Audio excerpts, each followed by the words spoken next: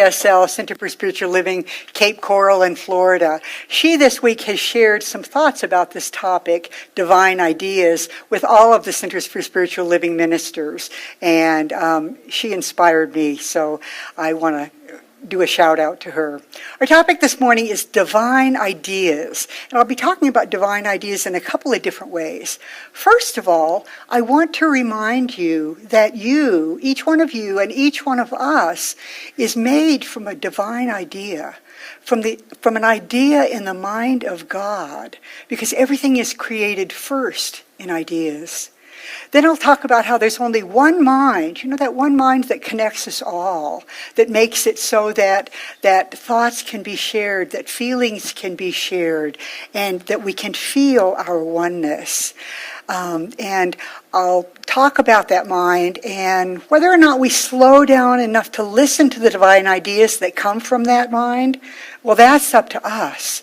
But there is a plethora of love, of grace, of inspiration and guidance here available for us always. And then finally, I'll share some ways that we can open in an even greater way to the divine ideas that are always waiting for us. Without new ideas, stagnation occurs. If you always do what you've always done, and if you always think what you've always thought, then you're always going to get what you've always gotten. It's pretty simple. Now, if that's what you want, if you don't want anything to be any different or any better, boy, the rest of this might be kind of a bore for you. But if you're here because you would love to see some improvement in your life in some way, if you would love to see an up-leveling, an opening with greater love and greater abundance and greater joy, then as we open to the divine ideas, you will find that your life is even better. New ideas create growth and change and progress. I mean, there's always change going on, of course. Some of it is disconcerting. Some of it is kind of disturbing sometimes when we listen to the news. But there's another kind of change that happens, and it's the divine change that is spirit moving in, through, and as us, leading us to our greatest yet to be. The divine is always trying to work through us, and it uses ideas to do that. It uses ideas to do that. Now, speaking of divine ideas, I'm looking at a bunch of them right here, right now, because you are a divine idea created from the mind of God. I mean, one of a kind, unique. There is no one else like you, and that is by design. You have come here as a blessing. You have come here as a gift. You have come here to make your music in wonderful ways. And that's because you have come from an idea in the mind of God. In the story of creation, as told in the Bible, God said, "Let there be light," and there was light. Now, I don't know if you've ever thought about what may have happened before God said, "Let there be light." Well, what I know is that there had to be an idea first.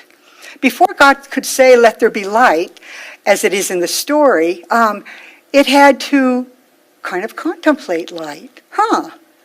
I think light would be a good thing. I'd like to see some light. I think I'll create light. And poof, it was. And so that is the way we create. That is the way everything is created first as an idea. Now, in the creation myth, light was created to distinguish between day and night. And that's how everything is created. First an idea, or a pattern, or a plan. Going to build a new house? You need an idea, you need a plan, you need a blueprint. You need a lot more than that as well. But you need a plan first. You want to make some cupcakes? You need a plan, a recipe. Without that, and without the desire to make cupcakes, it's just not going to happen. And because you're here, like everyone and everything, every tree and every plant and every animal and all of life. We are all here as a result of the divine ideas. Greater things are in store for us than we ever could have imagined. Now, one of the things I love to read in the morning is Unity's Daily Word. And this morning I thought it was interesting. Earlier in the week, Robert mentioned to me that the Sunday words were creative process in the little Unity Daily Word. And there was a part of this I wanted to read. The book of Genesis also shares that humankind was created in the image of God. It stands to reason then that I must be an expression of that same divine energy and an essential part of the creative process. As such, I birth divine ideas into tangible expression in this mortal experience. And so you are here to create. You were created to then be a creator yourself, to use that creative process in determining your own life, in making the plan, in receiving the divine ideas and acting on them. So there's only one mind. Only one mind. We all use that one mind. It's the mind of the divine, the mind of universal intelligence, the mind that connects us all, knows everything.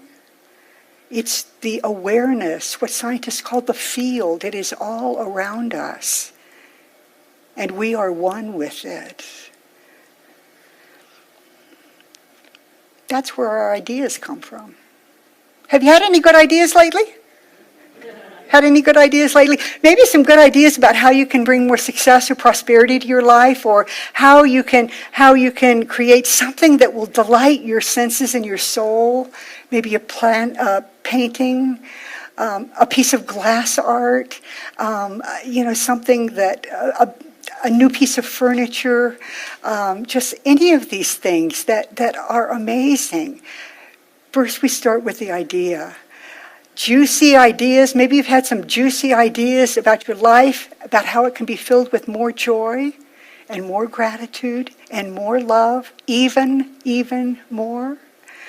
Or new ideas that contain intriguing solutions to maybe some challenges that you've sensed in your life or in your community or in our world. Where do these ideas come from? Well, Einstein, who had a lot of good ideas, who listened to divine ideas, who would sit in the silence and listen for divine ideas.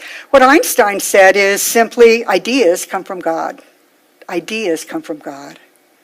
And Mary Morrissey, who is a New Thought teacher, she says the currency of God is ideas. The currency of God is ideas. Now, have you noticed that the universe answers some of your prayers by giving you new ideas?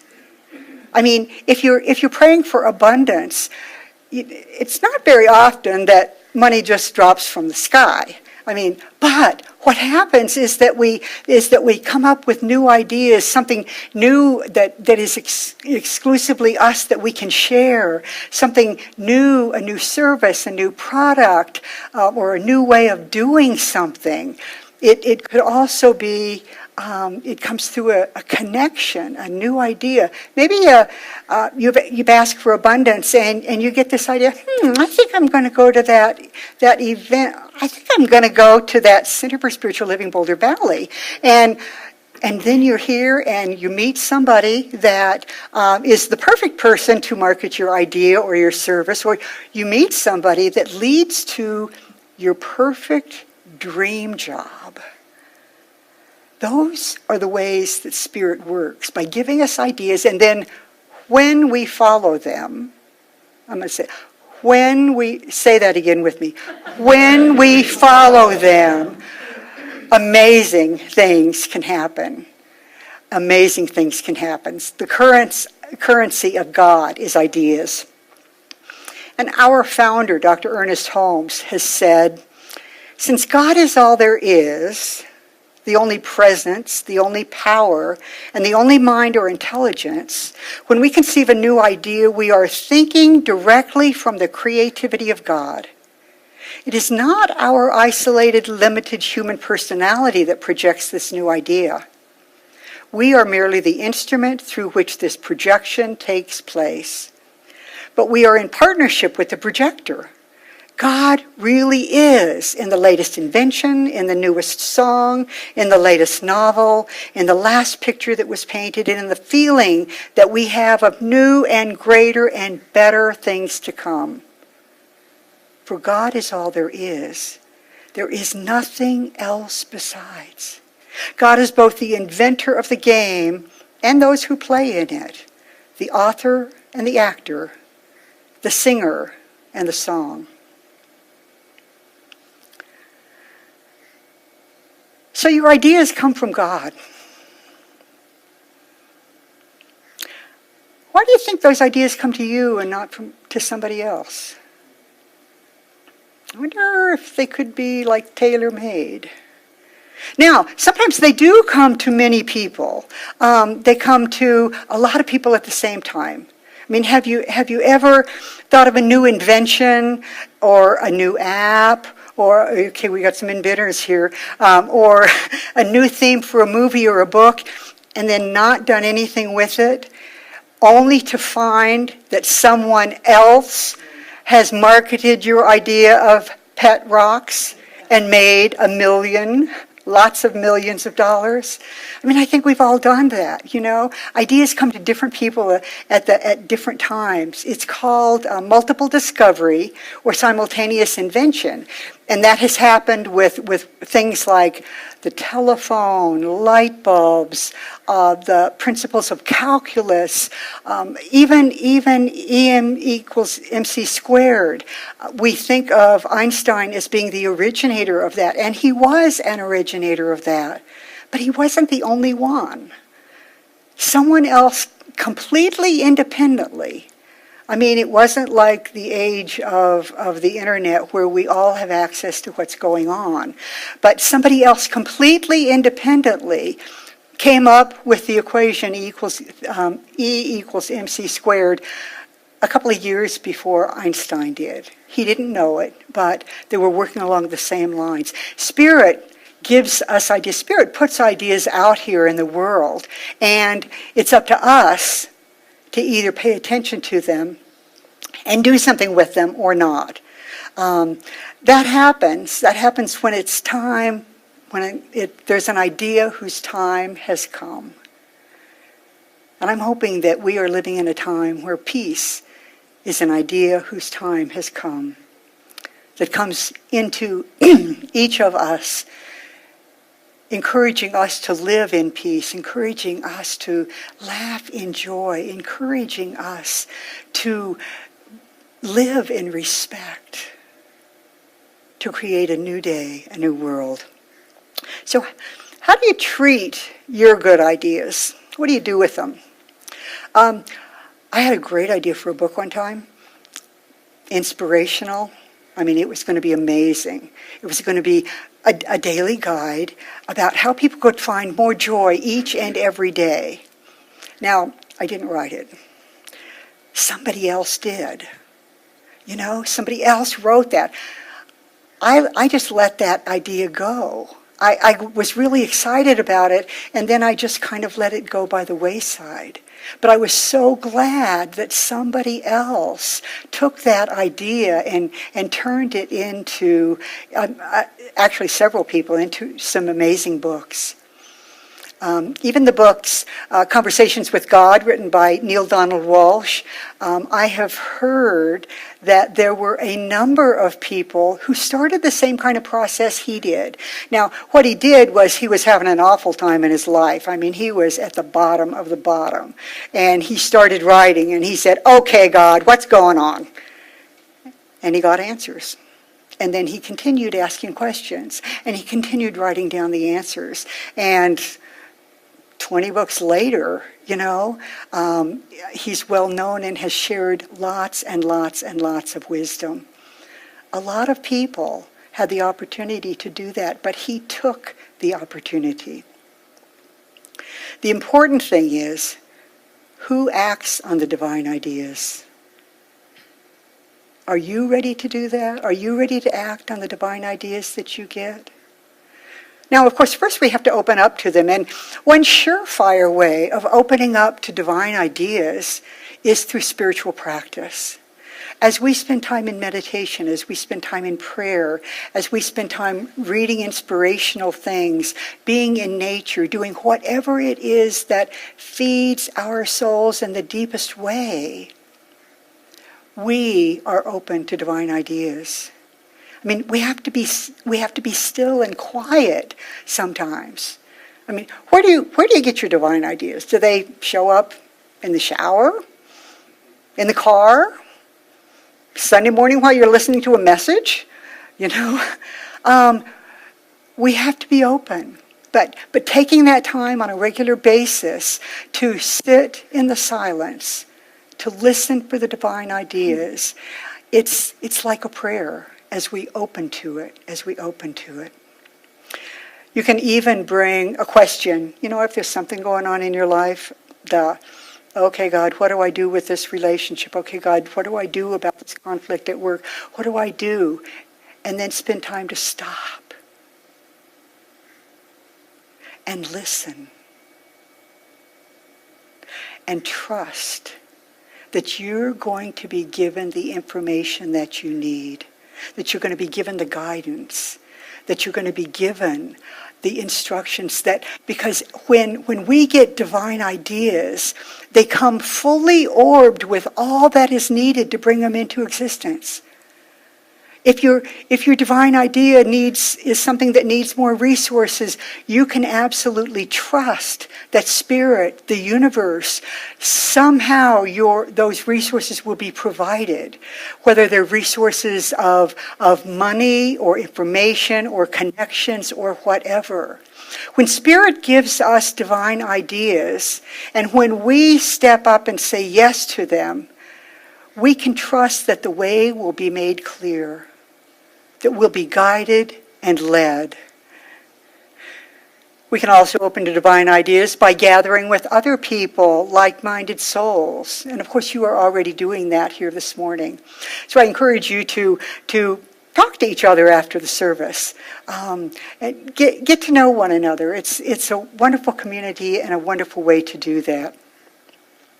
Another thing we can do is we can powerfully claim and declare our oneness with divine ideas, our openness to divine ideas at night before we go to sleep. You know, that's a magical time right before you go to sleep. That time when you finally shut off all electronic devices, when ideally, when you're slowing down, when your mind is open, and as you drift off to sleep, I mean, you can ask your angels, your helpers, your guides, whatever form of spiritual love and help that you relate to, ask it to give you the divine ideas. Now, they may not come through crystal clear in the morning, but it might be that as we open to those, they kind of seep into our consciousness as we're sleeping. The divine ideas, and then when it's time, we become aware of them and can do something with them. When we declare our willingness, our openness to divine ideas, that's a form of prayer. Because we're saying, yes, I am open, I am willing, use me. And when we do that, knowing that we're going to receive inspiration, knowing that we're going to receive guidance, knowing that we're going to receive all that we need, then that absolutely is the kind of answer to prayer that we get. So what do you want a divine idea about in your life? Think about that for a minute. If you could have a divine idea, when we were kids, we thought of them as magic wishes. But if you could have a divine idea that would open up something in your life, what would it be in relation to? maybe into delving into a place of greater peace, greater abundance, greater love. What would your divine idea be?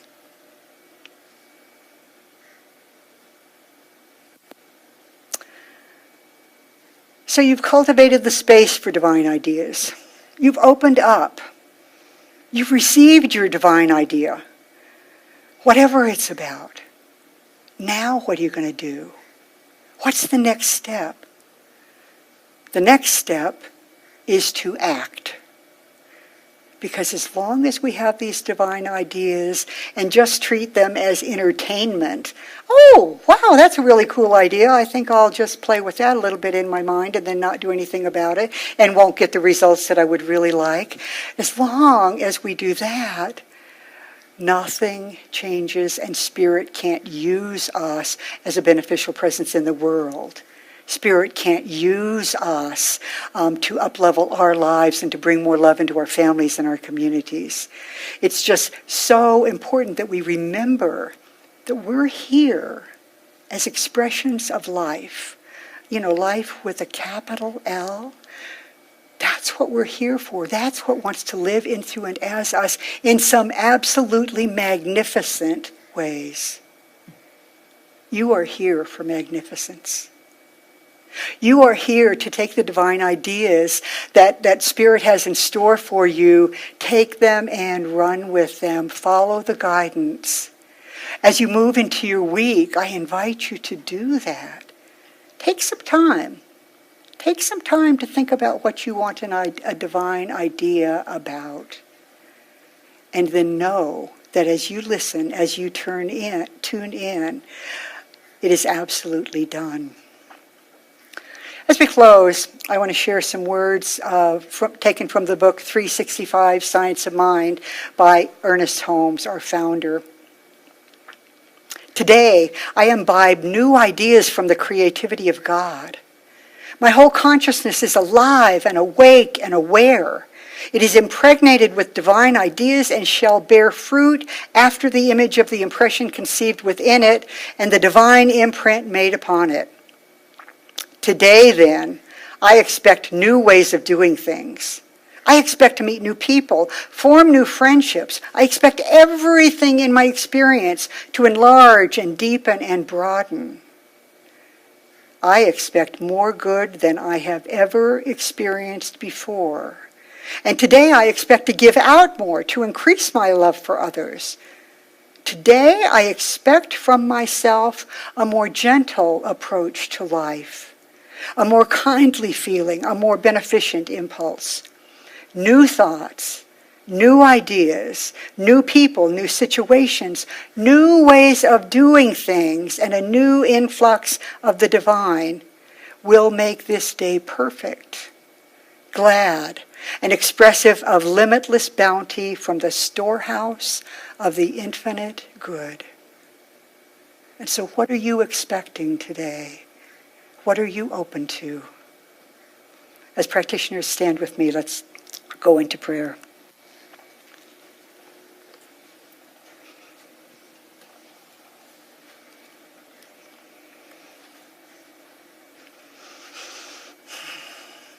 I'm expecting this day to be amazing because what I know is that I am here as a divine idea. I am here as someone who is meant to live a magnificent life just as everyone else is here. So I know that we have come together to contemplate, to open, to say yes to new ideas, to determine what it is that we want to create in our lives, because there is no doubt we are here as creators. We create on an individual level, we create on a community level, we create on a national level, we create on a world level. All of us are part of all of that. And so as we go forward this week, we open to divine ideas. We take the time, we take the intention, we open, we listen. And oh my goodness, we are blessed. Each person here receives exactly what they need. The guidance, the support, the abundance, the beauty, the opportunities, all of it is here. And so as we open to it, we decide to use it to make this a better world. We decide to be beneficial presences in this life of ours, knowing that Spirit is unlimited, that we can call on strength, we can call on faith, we can call on trust, we can call on courage. And as we open to those ideas, they feed us and they feed others through us. And so I am grateful for the reminders that divine ideas are always here for me. I'm grateful for the reminder that as I say yes, I will continue to be led, continue to be blessed, continue to be sourced. I know this is powerful. I know that as I give great gratitude and as I release this into that part of the divine that we call the law, the part that turns thoughts into things, the part that takes our divine ideas and opens them up for us, I just absolutely know that what I have spoken is the truth for each person here and each person hearing my voice. So I'm grateful. I surrender it. I let it go. I let it be. I let it unfold in the perfect ways, even though they may not be the ways that I think it's going to be. I let go. I let God.